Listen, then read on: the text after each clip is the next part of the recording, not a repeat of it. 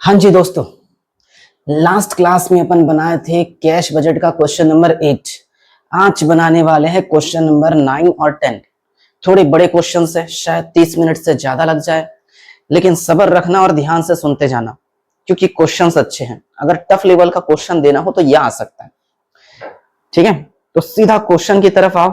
Book है तो book देख लो, वरना क्वेश्चन अपलोड कर रहा हूं उसको देखो और थोड़ा थिंकिंग लेवल डेवलप करना, सोच समझ के जवाब देना, क्या लिखना है क्या नहीं लिखना है। क्वेश्चन देखो, निम्नांकित सूचना से 1 अप्रैल से 30 जून तक की अवधि के लिए रोकड़ बजट तैयार कीजिए। अप्रैल का रोकड़ शेष 4000 था। अप्रैल से जून तक यानी अप्रैल मई जून 3 महीने का बनाने बोला है। तो एक काम करते, पहले कॉलम खींच लेते हैं। ये क्वेश्चन नंबर 9 है, ऐसा लिख देंगे,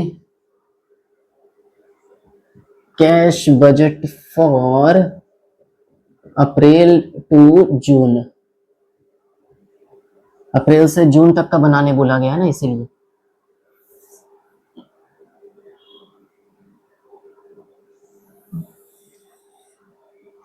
थोड़ा बड़ा क्वेश्चन है, धीरज रखना।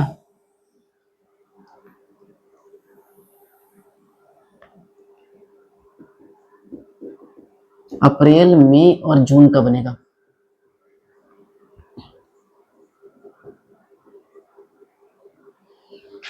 क्वेश्चन देखो, पहले समझते हैं फिर ड्राफ्ट करेंगे क्या क्या होगा।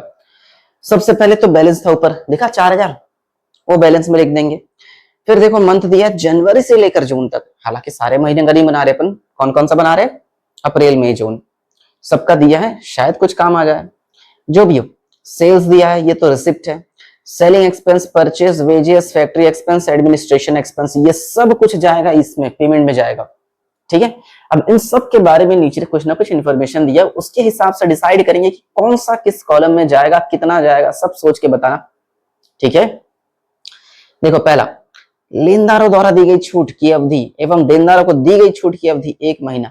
मतलब क्रेडिटर्स को पेमेंट करते हैं अपन 1 महीने बाद, और डेटर से जो पेमेंट मिलता है वो भी 1 महीने बाद। सिंपल सी बात है, इस महीने का सेल करेंगे जितना, उसका पेमेंट अगले महीने रिसीव होगा, या इस महीने जितना खरीदे उसका पेमेंट अगले महीने करेंगे। ठीक है, क्रेडिटर्स को 1 महीने बाद, डेटर्स से भी कलेक्शन होगा 1 महीने बाद। कुछ खास लिखा नहीं है, आसान है, कर सकते अपन। समय विलंबना, इंग्लिश में देख सकते हो टाइम लैग। हालांकि मैं इंग्लिश अपलोड नहीं कर रहा हूँ क्योंकि क्वेश्चन का लेंथ बहुत बड़ा हो जाता है, पूरा अपलोड करने जाएंगे बोर्ड ढक जाता है। तो समय विलंबना मतलब टाइम लैग।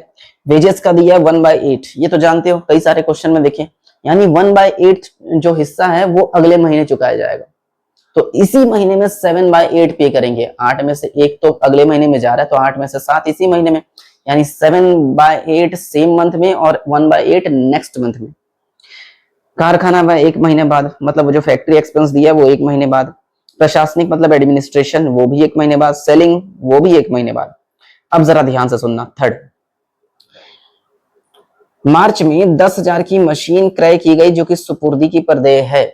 मशीन खरीदे हैं मार्च में, लेकिन उसका पेमेंट तब करेंगे जब डिलीवरी मिलेगा, मतलब मशीन हमारे पास आएगा। देखो मशीन खरीदने का मतलब मशीन आ नहीं गया, मशीन का ऑर्डर दिए होंगे, मशीन जब आएगा तब अपन पेमेंट करेंगे। यहां इंफॉर्मेशन दिया नहीं है कि कब आएगा, तो पेमेंट ही नहीं करेंगे। इंफॉर्मेशन नहीं है ना, तो इस पॉइंट को छोड़ सकते हैं अपन। जरा खुद सोचो, हमने कहीं मशीन का ऑर्डर दिया, भैया मशीन खरीदना है करके, वो बोले मशीन भेज दूंगा मैं, वो बोला ठीक है मशीन भेज देना, उसके बाद मैं पेमेंट करूंगा। अब मशीन कहाँ कितने कब भेजा कुछ पता है नहीं, बस ऑर्डर दिए 10,000 का, जब मिलेगा तब पेमेंट करेंगे, कब मिलेगा कुछ पता नहीं, इसलिए इस पॉइंट को इग्नोर कर सकते। फिर अप्रैल में 30,000 के भवन का निर्माण किया गया, बिल्डिंग बनाए, निर्माण मतलब खरीदे हैं जो भी है, जिसका भुगतान 2 बराबर किस्तों में मई और जून में। तो 30,000 को 2 इंस्टॉलमेंट पेमेंट करेंगे, मई में और जून में। ठीक है, यानी बिल्डिंग का पैसा मई और जून में आएगा पेमेंट में। बिक्री के 1 माह बाद उसका 5% कमीशन देना है, कमीशन भी देने बोला है। ये तो आसान है, कमीशन ऐसे ही लगा सकते। सबसे पहले तो बैलेंस लिखते हैं, पता है ना, और बैलेंस देखो पहले ही पेज में मिल जाएगा। 4,000 का था अप्रैल में, बाकी सबका बैलेंस अभी मालूम नहीं चलेगा, जब आखिरी में पहुंचेंगे जो बैलेंस निकलेगा उसको यहाँ छापेंगे। खैर ये तो पता है। फिर रिसिप्ट, रिसिप्ट के अंदर बोल रहा है 1 महीने बाद। रिसिप्ट में तो सेल ही दिख रहा है मेरे को, और कुछ नहीं आएगा। सेल यहां लिख देता हूं आफ्टर 1 मंथ, जगह कम लगेगा। हाँ, तुम लोग चाहो तो ऐसा लिख सकते हो, सेल को अंडरलाइन कर दिए, है ना, मार्च अप्रैल मई, मार्च अप्रैल मई लिखो, मार्च का पैसा अप्रैल में जाएगा, अप्रैल का पैसा मई में जाएगा, मई का पैसा जून में जाएगा, ऐसा।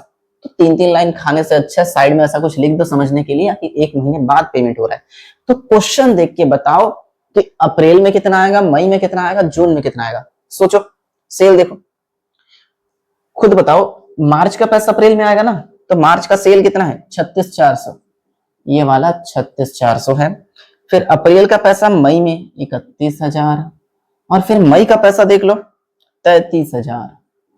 हो गया सेल का कलेक्शन, और कुछ नहीं आएगा इसमें, रिसिप्ट हो गया सारा। तो रिसिप्ट में ज्यादा कुछ है नहीं, बस टोटल लगा लेंगे 36,400 40,400, बाकी दोनों का बाद में सोचेंगे।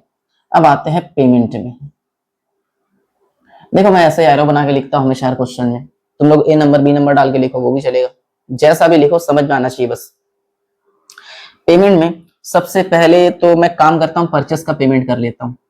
परचेस में भी बोला है कि 1 महीने बाद पेमेंट होता है, आफ्टर 1 मंथ, ठीक है। परचेस का पेमेंट 1 महीने बाद, तो बताओ परचेस का कौन सा पेमेंट कहाँ जाएगा, मार्च का अप्रैल में, अप्रैल का मई में, मई का जून में, कंफर्म, ठीक है। तो मार्च का परचेस देखो 16,600, अप्रैल का भी 16,600 है, और मई का 15,200, तो इसका 16,600, इसका भी 16,600, और इसका 15,200, ठीक है। फिर अब नीचे पढ़ना, बहुत सारे पॉइंट्स दिए हुए हैं। वेजेस का 1/8 महीने बाद पेमेंट करेंगे, तो वेजेस अभी नहीं लिख रहा हूं, वेजेस मैं आखिरी में लिखना चाहूंगा क्योंकि वेजेस पे थोड़ा जगह लगेगा। फैक्ट्री एक्सपेंस लिख देते हैं इसी के नीचे, फैक्ट्री एक्सपेंस, इसका भी आफ्टर 1 मंथ, 1 महीने बाद पेमेंट होता है। अंदर देखो फैक्ट्री एक्सपेंस, मार्च अप्रैल और मई का बताओ, 1600, 2100, 2400 ना, 1600, 2100, 2400, 1600, 2100, 2400 फैक्ट्री एक्सपेंस का हो गया। अगले पेज में देखो प्रशासनिक व एडमिनिस्ट्रेशन एक्सपेंस, ये भी 1 महीने बाद बोला है, एडमिनिस्ट्रेशन, ये भी सेम 1 महीने बाद। तो एडमिनिस्ट्रेशन का देखो कितना है, एकदम आखिरी में देखो, मार्च अप्रैल मई 900, 950, 1080, इसका 900, इसका 950, इसका 1080। एडमिनिस्ट्रेशन के बाद एक सेलिंग एक्सपेंस में, ये भी सेम बोला है कि 1 महीने बाद, तो सेम होगा आफ्टर 1 मंथ, ठीक है। सेलिंग एक्सपेंस 1300, 1360, 1480, 1300, 1360 और एक 1480, ठीक है। अब एक बचा है वेजेस। वेजेस में मैं महीना लिख के करना चाहता हूं क्योंकि वेजेस में 1/8 बोला है ना, तो मार्च अप्रैल मई, मार्च अप्रैल मई जून। देखो मार्च का पैसा मार्च में 7/8 पे हो चुका होगा, यानी मार्च तो हमारे पास है नहीं, अप्रैल से चालू है, तो बाकी अप्रैल में 1/8, अप्रैल का पैसा 7/8 अप्रैल में, और मई में तुम्हारा 1/8। उसी तरह मई का भी, मई में 7/8 और अप्रैल में 1/8, और जून का पैसा 7/8 जून में, जून के बाद वाला तो महीना हमारे पास है ही नहीं, इसलिए 0 लिख दिया, समझ जाओगे। देखो वेजेस कितना है, मार्च से चालू करते, मार्च है 3360, देखा, तो कैलकुलेटर चलाएंगे, 3360 डिवाइड बाय 8, तो आएगा 420, यहां आएगा 420। अप्रैल का देखते हैं, अप्रैल का कितना है 2400, 2400 डिवाइड बाय 8 इंटू 7, 2100, तो अप्रैल का अप्रैल में आएगा 2100 और इधर 300 आएगा, ठीक है। फिर अप्रैल के बाद मई का देखो, मई का वेजेस है 3600, तो 3600 डिवाइड बाय 8 इंटू 7 करेंगे तो 3150, मई का मई में आएगा 3150 और यहाँ आएगा 450, करके देख लेना। और इसी तरह जून, जून का है तुम्हारा 3200, 3200 डिवाइड बाय 8 करो इंटू 7 करो तो 2800, जून का जून में ही आएगा 2800, बाकी 400 आना चाहिए जुलाई में, हालांकि जुलाई वाला कॉलम है नहीं हमारे पास। चलो सारे खर्चे के बारे में लिख दिए, सेलिंग एक्सपेंस लिख दिए, परचेस पहले लिख चुके, वेजेस अभी हुआ है, फैक्ट्री एक्सपेंस, एडमिनिस्ट्रेशन, सारा चीज हो गया। चलो अब बाहर पढ़ो, पॉइंट नंबर 3, पॉइंट नंबर 3 खुद से एक बार दोबारा पढ़ो और बताओ इसका कुछ होगा क्या। 10,000 की मशीन खरीदी गई जिसका पेमेंट सुपुर्दगी पर हुआ, मतलब डिलीवरी पे, जब मशीन आएगा तब। मशीन कब आया कुछ पता नहीं, तो पेमेंट नहीं कर सकते, छोड़ दो। अप्रैल में 30,000 का बिल्डिंग खरीदा जिसका किस्त, हाँ बिल्डिंग परचेस किया तो इसका पेमेंट होगा, तो बिल्डिंग लिख देता हूं 30,000 दो इंस्टॉलमेंट में, तो डिवाइड बाय 2 कर लेते हैं, तो 15,000 कब कब, मई और जून में, तो मई में 15,000, जून में भी 15,000। चलो फिर बिक्री पर कमीशन देने बोल रहा है, कमीशन भी पेमेंट में आएगा। कमीशन बोल रहा है जिस महीने सेल करते उसके बाद वाले महीने में 5% पे करते। तो एक काम करो, सेल का अमाउंट देखो, मार्च का कमीशन अप्रैल में, अप्रैल का मई में, मई का जून में, ठीक है, 5% ऑफ प्रीवियस मंथ, ऐसा शॉर्टकट में लिख दिया, वरना कैलकुलेशन कौन दिखाते जाएगा। तो मार्च से चालू करते हैं, मार्च का सेल है 36,400, 36,400 का 5% 1820, तो पहले महीने का कमीशन 1820, 36,400 है मार्च का सेल, उसका 5% 1820 जो कि अप्रैल में पे होगा। उसी तरह 31,000 है, 31,000 का 5% 1550, ठीक है, और एक मई का है 33,000, 33,000, अरे यार 33,000 का 5% 1650, 1650। मुझे और कोई इंफॉर्मेशन नहीं दिख रहा है, तो एक काम करेंगे, बस अब कैलकुलेटर चलाना बाकी है, ठीक है। 16,600, अरे यार 16,600, 1600, 900, 1300, अरे 16,600 plus 1600 plus 900 plus 1300 plus 420 plus 2100, 1820, तो ये आएगा मेरा 24,740। दूसरे महीने का देख लेते हैं, 16,600, 2100, 950, 1360, 300, 3150, 15,000 और 1550, तो आएगा ये 41,010, और इधर 15,200, 2400, 1,080, 1,480, 450, 2,800, 15,000, 1,650, यह आएगा 40,060 रुपए, ठीक है। ये बी नंबर हो गया। अब निकाल लेते हैं बैलेंस, बैलेंस जानते हो ऐसे निकालते, तो ए था तुम्हारा 40,400 माइनस 24,740, तो आएगा मेरा 15,660। देखो तो आंसर 15,660, तो ये 15,660 जाएगा यहां पर, प्लस 31,000, तो यहाँ का टोटल 4,660, इसमें माइनस करेंगे 41,010, तो 5,650 बच रहा है, बिल्कुल सही यार, इधर आएगा 5,650, ये 5,650 यहाँ पर, तो ये आएगा 38,650, उसे माइनस करेंगे 40,060 रुपए, 1,410 जो कि माइनस में है, देखो तो बिल्कुल सही यार, माइनस में आ रहा है 1,410।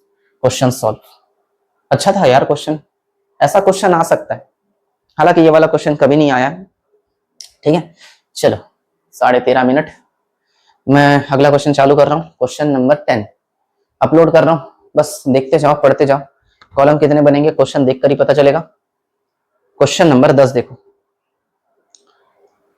एक नई कंपनी, हाँ ये लाइन सबसे खास है, नई कंपनी, पहली बार कंपनी स्टैब्लिश हुआ है, ध्यान रखना, नई कंपनी 1 जनवरी 2021 से कार्य प्रारंभ कर रही है, प्रबंधन और स्थायी पूंजी की पर्याप्त व्यवस्था कर लिया है, और कार्यशील पूंजी के लिए 5,000 की धनराशि बैंक में चालू खाते में जमा कर दिया। जैसे हर क्वेश्चन में बैलेंस से चालू करते हैं, इस क्वेश्चन में बैलेंस से चालू नहीं करेंगे, डिपॉजिट से चालू करेंगे, 5,000 बैंक में डाल दिए, ठीक है, बैलेंस सोच के चलो लेकिन डिपॉजिट लिखकर चालू करेंगे, जैसे यहाँ बैलेंस लिखते थे इसकी जगह डिपॉजिटेड 5,000, ठीक है। सन 2021 के प्रथम 6 महीने, हाँ पहले 6 महीने, 2021 का पहला 6 महीना मतलब जनवरी फरवरी मार्च अप्रैल मई जून, बाप रे 6 कॉलम, अच्छी बात है, 6 कॉलम का पहली बार बना रहे शायद इतना सारा, ठीक है, जनवरी से लेकर जून तक बनाना है। इंफॉर्मेशन देखो, सेल 36,000 दिया है, अच्छा ये मत सोचना कि ये 36,000 सिर्फ एक ही महीने का है, 36,000 6 महीने का टोटल है। अगर मैं एक एक महीने का कैलकुलेट करने जाऊं तो 36,000 को 6 से डिवाइड करना पड़ेगा, मानते हो, सिंपल सी बात है, पूरा 6 महीने का टोटल सेल है 36,000, मैं पूछूंगा एक महीने का कितना, तो कैसे कैलकुलेट करोगे, 36,000 डिवाइड बाय 6, सिंपल सी बात है, ठीक है, 6,000 आएगा। करके देखो, 6,000 हर महीने का सेल है, हर महीने 6,000 का माल बेचते हैं। आगे मटेरियल यूज, ये तो पेमेंट में आएगा, ये भी 6 से डिवाइड करेंगे। वेजेस, ये भी पेमेंट में 6 से डिवाइड। मैन्युफैक्चरिंग वेजेस, ये भी 6 से डिवाइड। एडमिनिस्ट्रेशन 6 से डिवाइड। सेलिंग एक्सपेंस 6 से डिवाइड। डेप्रिसिएशन, क्या डेप्रिसिएशन कैश पेमेंट करते हैं? नहीं, तो डेप्रिसिएशन को इग्नोर मार दो, छोड़ देंगे इसको। डेप्रिसिएशन के बाद अब ए बी सी 3 पॉइंट दिए हैं, इनको पढ़ना समझना। बिक्री 25% नकद और 75% उधार होगी। अच्छा, तुम लोग बोले थे ना एक महीने का सेल कितना? 6,000 बोले थे। उस 6,000 का 25% कैश सेल होता है, बाकी 75% उधारी सेल। उधारी सेल करते हैं डेटर को, और डेटर से पैसा जब मिलता है उसको कलेक्शन फ्रॉम डेटर बोलते हैं, रिसिप्ट में ही आएगा। ठीक है, और आगे क्या लिखा है? ग्राहकों को 1 माह की उधार दी जाती है, मतलब डेटर से जितना मिलेगा वो उसी महीने नहीं मिलेगा, उसके बाद वाले महीने में मिलेगा। ठीक है, डेटर्स का पेमेंट उसके बाद वाले महीने में मिलेगा। चलो चलो और आगे पढ़ो। कच्चे माल के क्रय का भुगतान 1 माह के उधार पर, हाँ, जो मटेरियल है उसको 1 महीने बाद पेमेंट करते। ठीक है, यानी जनवरी का फरवरी में, फरवरी का मार्च में, ऐसा कुछ।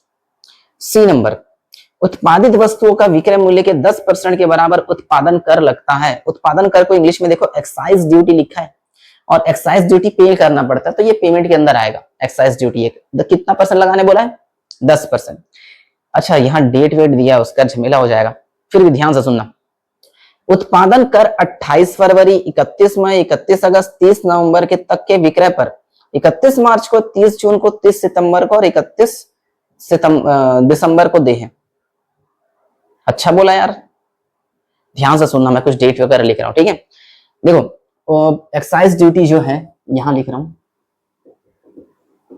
एक्साइज ड्यूटी जो है, पहला एक्साइज ड्यूटी 28 फरवरी का है, मैं यहाँ 28/2 लिखता हूं, जिसका पेमेंट होगा 31 मार्च को। फिर दूसरी बार एक्साइज ड्यूटी कब देंगे? 31 मई, जिसका पेमेंट होगा 30 जून को। फिर अगला एक्साइज ड्यूटी 31 अगस्त को, जिसका पेमेंट होगा 30 सितंबर को, और उसके बाद 30 नवंबर, जिसका पेमेंट होगा 31 दिसंबर को। नवंबर 11वां महीना होता है। ठीक, ऐसा बोला है। अब इसका मतलब क्या है? जितना भी सेल 28 फरवरी तक होगा उसका 10% अपन मार्च में चुकाएंगे, जितना भी सेल 31 मई तक होगा उसका 10% अपन जून में चुकाएंगे, जितना भी सेल अगस्त में होगा। अगर अगस्त तो बनाना नहीं है क्या? जनवरी फरवरी मार्च अप्रैल मई जून 6 महीने का, तो अगस्त का तो पेमेंट करना ही नहीं है, इसका भी पेमेंट नहीं करना है। मैं जानता हूं कई लोग को समझ नहीं आ रहा है, एक्साइज ड्यूटी का मैं लिख के ही समझाऊंगा। ठीक है, चलो इसी कॉलम में चेंज करता हूं थोड़ा बहुत, क्योंकि है बहुत सारा चीज, ये भी मिटा देता हूं। लो, सभी मिटा दिया। अच्छा क्वेश्चन दिया है रे, हालांकि उतना टफ नहीं है, एक्साइज ड्यूटी थोड़ा परेशान कर रहा होगा, लेकिन समझ जाओगे। क्वेश्चन नंबर 10, सुनते जाना, बेहतरीन क्वेश्चन है। 6 महीने का बनाना है, कम नहीं होता, तो थोड़ा मैं पतला पतला कॉलम रखना चाहूंगा।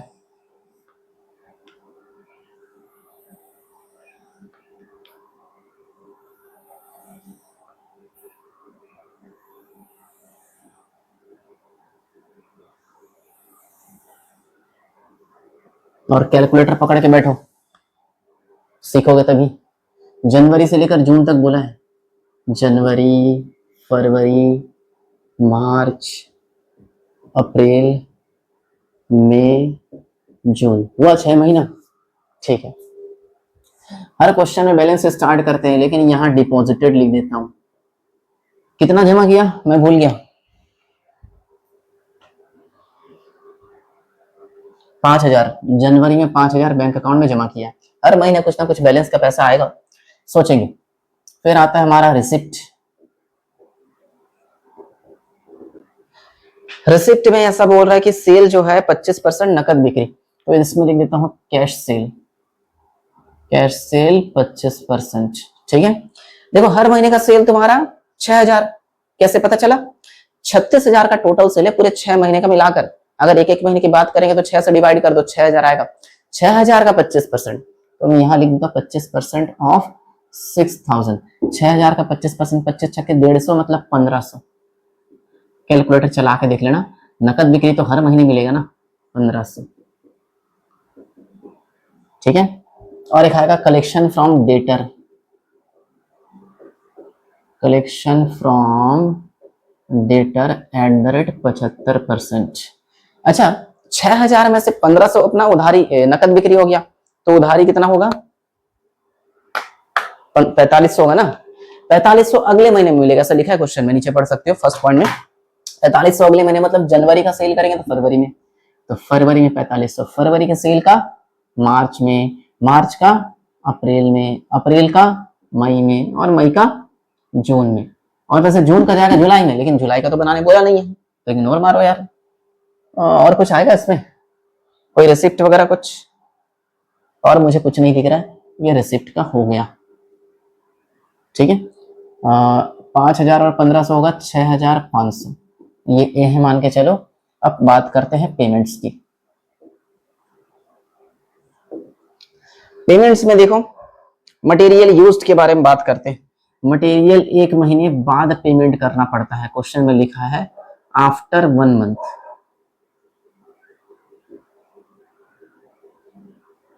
है ना, तो जनवरी का फरवरी में, फरवरी का मार्च में, ऐसा करके देख के बोलते जाओ। जैसे मटेरियल यूज्ड दिया 15,000, क्या 15,000 पूरे मतलब एक एक महीने का है? नहीं, तो 15,000 को मैं 6 से भाग दूंगा तब एक एक महीने का पता चलेगा। 2500 आ रहा है, कैलकुलेटर चला के दिखाऊं। 2500 अगले महीने में, तो जनवरी का जो है वो कहाँ जाएगा? फरवरी में, फरवरी का मार्च में, मार्च का अप्रैल में, अप्रैल का मई में, मई का जून में, ऐसा करके सोचना। ठीक है, चलो मटेरियल का हो गया। बाकी सब खर्चों के बारे में कुछ बोला नहीं है, तो जो खर्चा जिस महीने का है उसी महीने पेमेंट कर देते हैं। मटेरियल हो गया। वेजेस का, वेजेस को भी 6 से डिवाइड कर लेते हैं। वेजेस है तुम्हारा 6000 डिवाइड बाय 6 करेंगे तो 1000 रुपए आएगा, तो 1000 हर महीने, ज्यादा नहीं सोचना है इसके बारे में। ठीक है, वेजेस के बाद मैन्युफैक्चरिंग एक्सपेंसेस,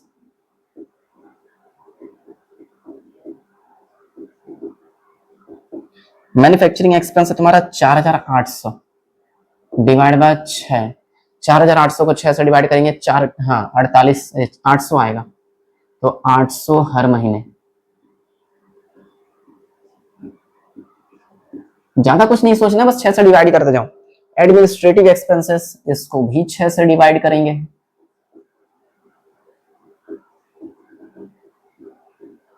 ये कितना दिया हुआ है? 5400 डिवाइड बाय 6 करेंगे तो 900 आएगा, सब में 900 डाल देंगे।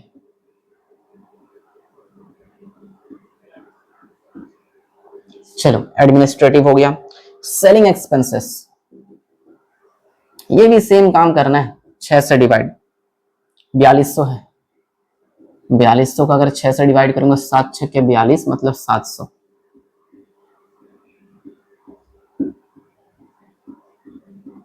ठीक है, डेप्रिसिएशन क्या ये आएगा? नहीं, इग्नोर मारो। डेप्री के बाद बस एक ही आइटम आएगा, पॉइंट नंबर सी पढ़ो, एक्साइज ड्यूटी। और मैं जानता हूं एक्साइज ड्यूटी जब समझा रहा था मैं, किसी को समझ में नहीं आया तो ध्यान से सुनते जाना। एक्साइज ड्यूटी के बारे में ये बोला है कि सेल का 10% लगाओ, कंफर्म है सेल का 10%, लेकिन फरवरी तक जितना सेल किया, फरवरी तक उसका पेमेंट होगा मार्च में, फिर मई तक जितना सेल हुआ है उसका पेमेंट होगा जून में, और उसके बाद देखो जून के बाद तो महीना बना ही नहीं रहे अपन, जून लास्ट महीना हमारा, तो ये सब छोड़ दो, ये जो 2 महीना और पेमेंट कर रहे हैं उसको छोड़ दो, बस इन दोनों पे फोकस करो। फरवरी तक का सेल कितना होगा, कोई बता सकता है? फरवरी तक का सेल, हर महीने कितना सेल करते हैं अपन इस क्वेश्चन में? 6000, तो जनवरी में 6000 का माल बेचे होंगे, फरवरी में 6000 का, तो फरवरी तक का सेल कितना हो गया? 12000, 6 6 12 ना, उस 12000 का 10% मार्च में चुकाया जाएगा। 12000 का 10% कितना होता है? 1200, तो यहां लिख देता हूं 12000 का 10% मार्च में चुकाएंगे, मार्च का ये रहा 1200। ठीक है, जरा सोचो, फरवरी तक का पेमेंट हो चुका है, फरवरी का मार्च में चुका है, फरवरी तक का नहीं पड़ेगा ना। फरवरी के बाद अगला एक्साइज ड्यूटी कब चार्ज करेंगे अपन? मई में। फरवरी के बाद से गिनो, मार्च अप्रैल मई, इन 3 महीने के सेल का 10% एक्साइज ड्यूटी जून में पे होगा, तो 3 महीने का सेल होगा तुम्हारा 18,000, 18,000 का 10% ये पेमेंट होगा जून में, 1800, ये बोला है क्वेश्चन में। फरवरी तक जितना सेल होगा उसका 10% मार्च में, फिर जून तक जितना सेल होगा, तुम लोग सोचोगे जून तक तो पूरा, सॉरी जून बोल रहा हूं, मई तक तो 30,000 सेल हो चुका होगा, हर महीने का 6,000 करके 5 महीने तक मई। अरे नहीं, इससे पहले एक्साइज ड्यूटी फरवरी तक का पे कर चुके, उसके बाद से काउंट करो ना, मार्च अप्रैल मई 3 महीने का हुआ है, तो हर महीने का अगर 6,000 तो ये महीने का 18,000, 18,000 का 10% पे होगा, सॉरी जून में 10%, 1800। ठीक है, अब जोड़ते हैं, चलो मुझे और कोई पेमेंट नहीं दिख रहा है, अब बस कैलकुलेटर चलाना बाकी है, चलाते हैं। 1000, 800, 900 और एक 700, यह आ जाएगा अपना 3400। ठीक है, और बैलेंस में निकाल लेते हैं ए माइनस बी करके, तो 6500 माइनस 3400 आएगा 3100। आंसर में है कि नहीं 3100?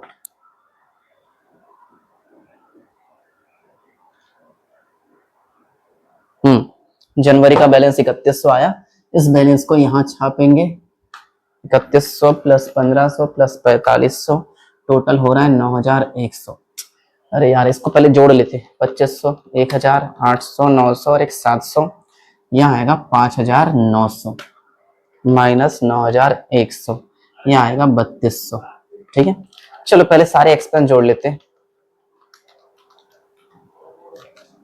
इधर आएगा 7100, फिर 2500, 1000, 800, 900 और एक 700, यहाँ आएगा 5900, फिर 2500, 1000, 800, 900 और एक 700, ये फिर से 5900।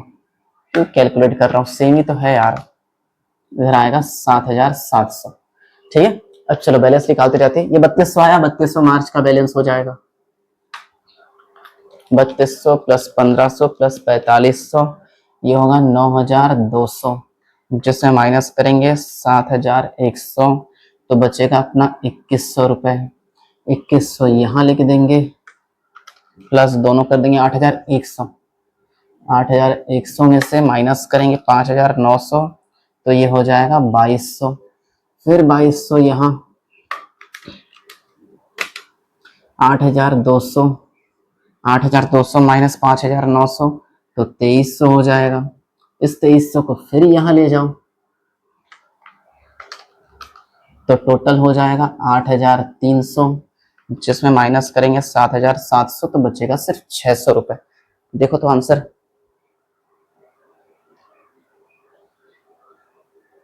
सही रहे, पूरा सही है, बस खत्म। अरे मैं हेडिंग पूरा लिखा नहीं हूँ, cash budget for January to June. ठीक है, अच्छा एक काम करता हूँ, ये चैप्टर ना मुझे इररिलेवेंट लग रहा है, ज्यादा बना के मेहनत करके कोई फायदा नहीं है, क्योंकि इसके ऑप्शन में फ्लेक्सिबल बजट है, और फ्लेक्सिबल बजट बहुत इंपॉर्टेंट है। तो इस चैप्टर में ज्यादा वेटेज मत देना, क्योंकि इसके ऑप्शन में फ्लेक्सिबल बजट आएगा, जो कि मैं जानता हूं 90% चांस है कि आएगा, 90% चांस। इसके चांसेस बहुत कम, ये होता है मुश्किल से 10 साल में एक आध बार पूछ दिया तो पूछ दिया, इस टाइप का चैप्टर है। ठीक है, लेकिन तैयारी करके जाना, किस्मत सबका खराब होता है, कोई भरोसा नहीं है, फिर मुझे गली आते रहोगे कि यार करना चाहिए था, मतलब कराना चाहिए था करके। जो भी हो, इस चैप्टर को 10 क्वेश्चन करोगे कवर हो जाएगा, क्योंकि बस अगर थिंकिंग समझ गए ना, किसमें क्या करना है, टाइम लेग समझना जरूरी है, बैलेंस पेमेंट और कुछ होता ही नहीं है, ओवरड्राफ्ट की फैसिलिटी कितनी आएगी वो सब समझना जरूरी है, बस और कुछ नहीं। ठीक है, पूरा खेल कैलकुलेटर का है, थोड़ा सा थिंकिंग डेवलप करना बस, बाकी हो जाएगा। ठीक है, और इस चैप्टर से रिलेटेड कोई भी डाउट होता है, स्क्रीन पे नंबर दिया हुआ है, उसमें कॉल करके मैसेज करके पूछ लेना बिंदास। ठीक है, तो मिलते हैं फिर किसी नए चैप्टर में। कोई भी समस्या आता है तुरंत कॉल कर लिया करो। ठीक है, कोई नया चैप्टर पढ़ेंगे नेक्स्ट क्लास में।